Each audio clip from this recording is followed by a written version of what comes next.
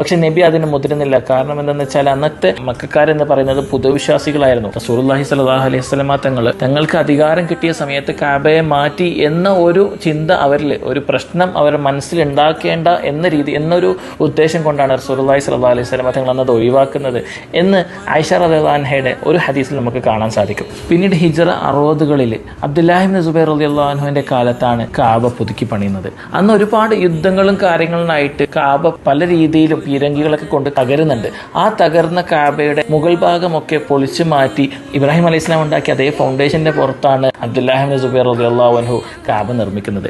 അബ്ദുല്ലാഹി ഇബ്നു സുബൈർ റളിയല്ലാഹു അൻഹു നിർമ്മിച്ച കഅബ എന്ന് പറയുന്നത് റസൂലുള്ളാഹി സ്വല്ലല്ലാഹു അലൈഹി വസല്ലമ തങ്ങൾ ആഗ്രഹിച്ചതുപോലെ ഇബ്രാഹിം അലൈഹി സ്വലാം ഏതൊരു രീതിയിലാണോ കഅബ ഉണ്ടാക്കിയത് ആ ഒരു രീതിയിലായിരുന്നു ഉണ്ടാക്കിയത്.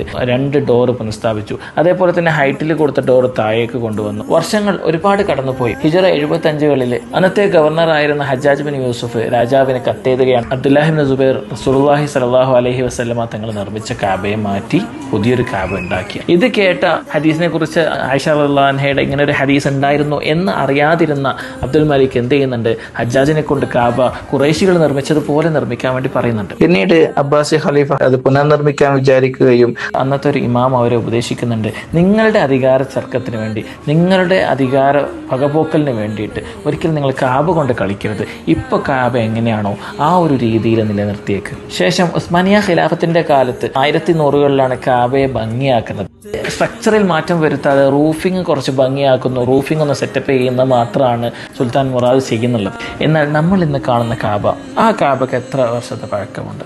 അല്ലെങ്കിൽ നമ്മളുടെ മൈൻഡിലുള്ള കഅബ എന്ന് പറയുന്നത് കറുത്ത കിസ്വയിൽ ഗോൾഡൻ എഴുത്തുകളിൽ അലങ്കരിക്കപ്പെട്ട കഅബയാണ്. ഈ കഅബ വന്നിട്ട് എത്ര വർഷമായിട്ടുണ്ട് നമുക്കറിയോ? നമ്മളതിനെക്കുറിച്ച് ചിന്തിച്ച് നോക്കിയിട്ടുണ്ടോ? ഫഹദ് രാജാവിൻ്റെ കാലത്ത് ക്രിസ്താബ്ദം 95 കാലഘട്ടത്തിൽ നടന്ന വികസനത്തിലാണ് ഇന്ന് നാം കാണുന്ന കഅബ നിർമ്മിച്ചിട്ടുള്ളത്. ആ ഒരു കിസ്വ എന്ന് പറയുന്നത് ഒരു കറുത്ത ഷീറ്റാണ്. നമ്മുടെ അരയിൽ ബെൽറ്റ് കൊണ്ട് ടൈറ്റ് ചെയ്യുന്നത് പോലെ ബെൽറ്റാണ് ആ ചുറ്റും കാണുന്ന സ്വർണ്ണ നൂല് കൊണ്ടുള്ള എഴുത്തുകുത്തുകൾ. ഇബ്രാഹിം അലൈഹി സ്വലാമയുടെ കഅബ നിർമ്മാണവുമായി ബന്ധപ്പെട്ട് ഇറങ്ങിയ ആയത്തുകളാണ് അതിൽ ഓരോ ഭാഗങ്ങളിലും എഴുതിയിട്ടുള്ളത്. പ്രത്യേകം മനസ്സിലാക്കേണ്ട ഒരു കാര്യം എന്ന് പറയുന്നത് കഅബയുടെ ഓരോ കാലഘട്ടത്തിൽ സ്ട്രക്ചറുകൾ മാറിയിട്ടുണ്ടാകും. പക്ഷേ അന്ന് മുതൽ ഇന്ന് വരെ നിർമ്മിച്ച കഅബ എന്ന് പറയുന്നത് ഇബ്രാഹിം അലൈഹി സ്വലാം ഉണ്ടാക്കിയ അതേ ഫൗണ്ടേഷൻ്റെ മുകളിലാണ്.